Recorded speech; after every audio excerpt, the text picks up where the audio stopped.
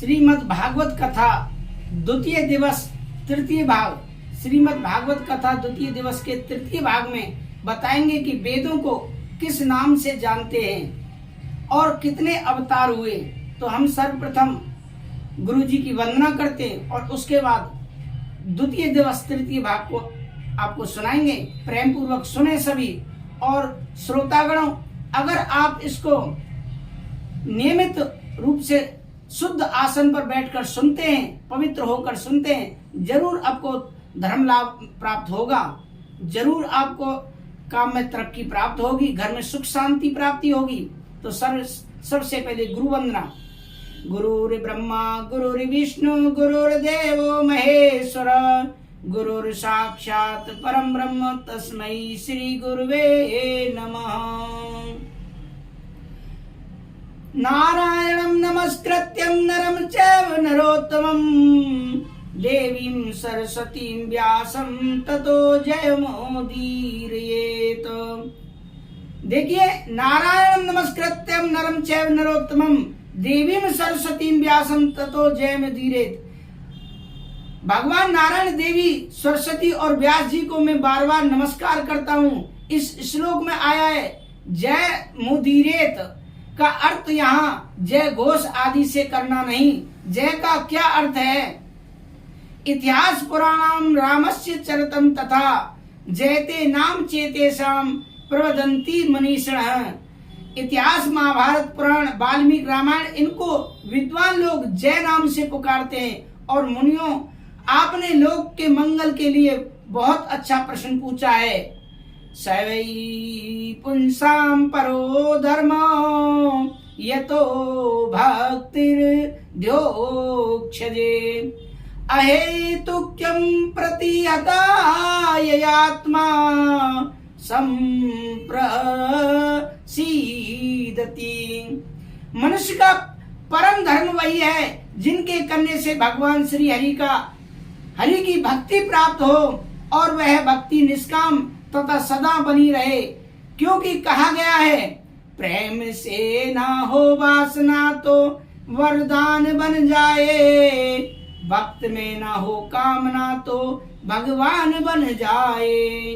भगवान श्री हरि की ऐसी निष्काम भक्ति शीघ्र ही ज्ञान और वैराग्य करती है। धर्म स्वनिष्ठित पुंसाम विश्व के कथासु नोत्पाद येदयति रतिम श्रम एव ही केवलम। मनुष्य भली प्रकार से स्वधर्म का पालन करता है, परंतु उसको धर्म के पालन करने से भगवान और भगवान की कथाओं में प्रेम उत्पन्न नहीं होता। वह तो केवल श्रम ही है, क्योंकि धर्म का फल मोक्ष को प्राप्त करना है। धर्म के द्वारा अर्थ कामना, धन कमाना धर्म का फल नहीं है। अर्थ का फल करना, कामनाओं को उपयोग करना अर्थ का फल नहीं है। जितने से जीवन यापन हो जाए उतना ही उपयोग करना चाहिए। इंद्रियों की प्रसन्नता के लिए कार्य का भोग नहीं करना चाहिए, क्योंकि यह जीवन तत्व जिज्ञासा के लिए उत्पन्न हुआ है। बहुत से कर्म स्वर्ग आदि को प्राप्त करना इस जीवन का फल नहीं है।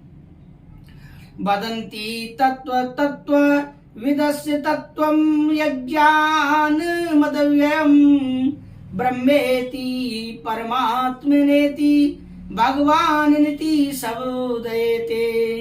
उस तत्व को ज्ञानी ब्रह्म कहते हैं, योगी परमात्मा कहते हैं और भक्त भगवान कहते हैं। तत्व एक है, वही निर्गुण निराकार है, वही सगुण साकार है। उदाहरण के लिए समझे, बिजली एक है, परंतु जब व्यापक थी तब हमारे अनुभव में नहीं थी, पर बिजली का अस्तित्व था। परंतु वैज्ञानिकों ने यांत्रिक पद्धतियों के द्वारा बिजली को प्रकट कर दिया। पहली बिजली निर्गुण निराकार रूप में व्याप्त थी, परंतु अनुभूति नहीं हो रही थी। तो जो बिजली है वह ब्रह्म का स्वरूप है, निर्गुण निराकार विद्युत पर यांत्रिक पद्धतियों से वैज्ञानिकों ने बिजली को बना लिया। बिजली तैयार हो गई। अब वह बिजली तारों में करंट रूप में प्रवाहित होने लगी, तो वह बिजली का सगुण निराकार रूप हो गया। अब बिजली की तार को हाथ लगा दो तो भयंकर करंट लगेगा। उसमें करंट आ गया है पर आंखों से दिखाई नहीं पड़ रहा है, नहीं दिखाई पड़ रहा है कि बिजली कैसी है, उसका रूप दिखाई नहीं दे पा रहा है, पर गुण तो उसमें आ गया है, वह विद्युत का सगुण निराकार रूप है। परंतु वही बिजली का करंट जब बल्ब से जोड़ा जाए तो प्रकाश फेंकने लगा।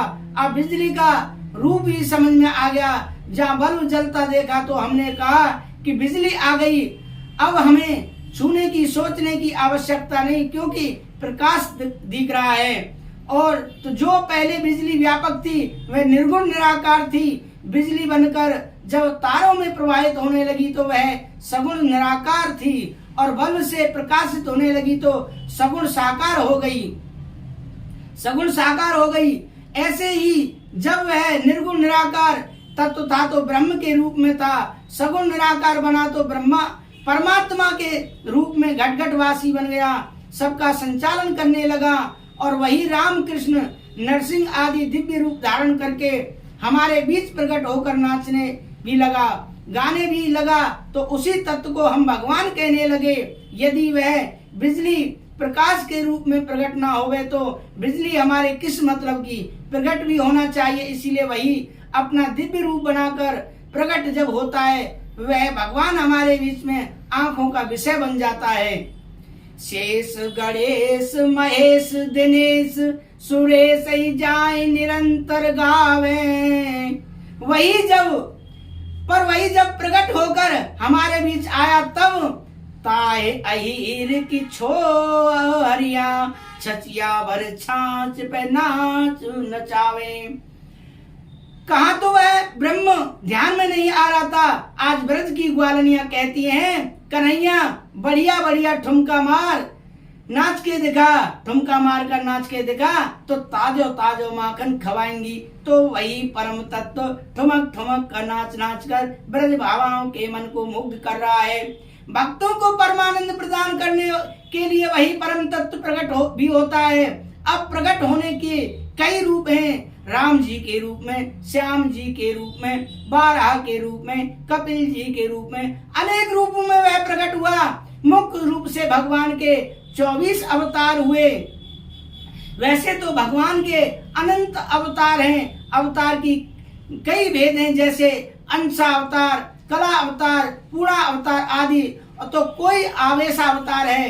अब रसकों की अपनी अपनी छैल छबीले कृष्ण कन्हैया बहुत अच्छे लगते हैं, तो किसी को मर्यादा पुरुषोत्तम श्री राम जी ज्यादा अच्छे लगते हैं, भाते हैं, किसी को जटा जूट धारी फक्कर भोले बाबा अच्छे लगते हैं, ज्यादा अच्छे लगते हैं। वही परम तत्व विभिन्न रूपों में प्रकट हैं। तुम्हें कौन सा रूप पसंद है? किसी को पूरी अच्छी लगती है तो किसी को पराठे अच्छे लगते हैं, तो किसी को रोटी में ही आनंद आ जाता है।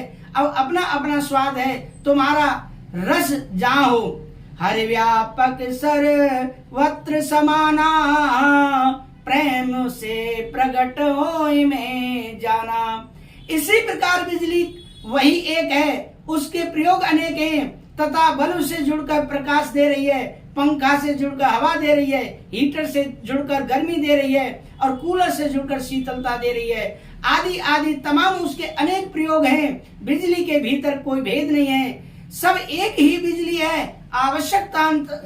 आवश्यकतानुसार जहाँ हमारी उपयोगिता सिद्ध होवे वही सबसे उत्तम है। यदि उस परम तत्व को ठीक से जान लिया तो तुम्हारे हृदय की अज्ञान की सारी ग्रंथियां खुल जाएंगी। जितने भी बुद्धि में संशय से और भ्रम है सब समाप्त हो जाएंगे। जितने भी कर्म बंधन हैं उनसे तुम विमुक्त हो जाओगे।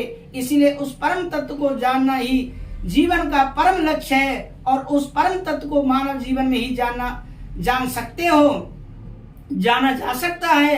अन्य जितने शरीर हैं वह तो भोग के लिए, जितने भी मानव की इसलिए विशेषता है क्योंकि मानव उस परम तत्व को जान सकता है जिसे जानने के बाद आवागमन छूट जाता है। इसलिए मानव जीवन की बड़ी महिमा शास्त्र में गाई है। मोक्ष के दरवाजे में जो ताला लटका है वह मनुष्य शरीर की चाबी से ही खुलता है। चाबी तो 84 लाख हैं, पर 84 लाख चाबियों में वहां कोई फिट नहीं बैठती। मानव तन की चाबी इतनी बढ़िया है कि इस चाबी को प्राप्त करके एकदम ताला खुल जाता है, पर चाबी हाथ में लग गई फिर भी ताला ना खुले तो उससे बड़ा अभागा कौन है। तो मनुष्य शरीर साधनों का धाम है। हम मनुष्य शरीर से ही साधन कर सकते हैं, उस परम तत्व को जान सकते हैं। इसीलिए इस चाबी का सदुपयोग करना चाहिए। बाबा गोस्वामी तुलसीदास जी कहते हैं, बड़े भाग मानस तन पावा, सुर दुर्लभ सब ग्रंथ गावा, साधन धाम मोक्ष कर द्वारा, पाए न जे परलोक समारा। भगवान के 24 अवतारों का वर्णन भगवान श्री का अवतार, पहला अवतार सनक सनंदन सनातन शरद कुमार के रूप में हुआ, दूसरा अवतार बारह के रूप में हुआ, तीसरा अवतार देवर्षि नारद जी के रूप में हुआ, चौथा अवतार नरनारायण के रूप में हुआ, और पांचवा अवतार कपिल भगवान के रूप में हुआ, छठा अवतार दत्तात्रेय के रूप में हुआ, और सातवां अवतार यज्ञ पुरुष के भगवान के रूप में हुआ, और आठवां अवतार ऋषभ देव जी के रूप में हुआ, और नवा अवतार महाराज पृथु के रूप में हुआ, और 10वां अवतार मत्स्य रूप में हुआ, 11वें अवतार में कच्छप, और 12वें अवतार धनवंतरी, और 13वें अवतार में मोहिनी, और 14वें अवतार में नरसिंह भगवान, और 15वें अवतार में वामन भगवान, और जो 16वां अवतार है वो परशुराम भगवान परशुराम के रूप में हुआ, और 17वां अवतार वेद व्यास जी के रूप में हुआ। जिन्होंने ये भागवत लिखी वो भी एक भगवान का अवतार ही है। वेद व्यास जी का अवतार हुआ 17वां अवतार, और 18वें अवतार में भगवान राम हुए, और 19वें अवतार में बलराम जी हुए, और 20वें अवतार में श्री कृष्ण हुए, और 21वें अवतार में श्री हरि, और 22वें अवतार में हंस, और 23वें अवतार में बुद्ध हुए, और 24वें अवतार में कलयुग की समाप्ति पर जब राजा लुटेरे हो जाएंगे, सर्वत्र अधर्म व्याप्त हो जाएगा, उस समय संबल ग्राम में विष्णु यश नामक ब्राह्मण के घर में कल की भगवान का अवतार होगा। सोनक जी, यह भागवत नाम का पुराण वेदों से सम्मत है। इसे मैंने श्री सुखदेव जी की कृपा से, उन्हीं के अनुग्रह से, जब वे राजा परीक्षित को सुना रहे थे उसी समय मैंने भी इसका अध्ययन किया। तदप जता श्रुत जसमत मोरी, कहूं देख प्रीत अत तोरी। इसी को जैसे मैंने सुना और जितना मेरी बुद्धि ने ग्रहण किया उसी के अनुरूप में तुम लोगों को सुनाऊंगा। सोनक जी पूछते हैं, इस श्रीमद् भागवत महापुराण का निर्माण वेद व्यास जी ने किस युग में किया, किस स्थान पर तथा किस कारण से किया? तब सूत जी महाराज कहते हैं, अगले अध्याय में हम अगले भाग में एपिसोड में श्रीमद् भागवत कथा के चतुर्थ भाग में हम बताएंगे कि वेद व्यास जी ने इस भागवत को कब लिखा, क्यों लिखा, कैसे लिखा, क्या क्या वर्णन है, अगले भाग में हम सुनाएंगे।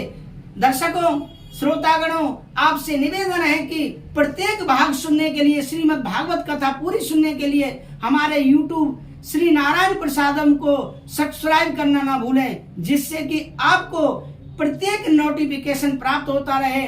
ये आप निश्चित कर माने, विश्वास करें कि अगर आप प्रतिदिन शुद्ध आसन पर पवित्र होकर इस कथा को सुनेंगे तो आपको धर्म लाभ मिलेगा, घर में सुख शांति आएगी, ऐसा निश्चित माने। इसी के साथ मैं विदा लेता हूँ। राधे राधे, जय श्री राम।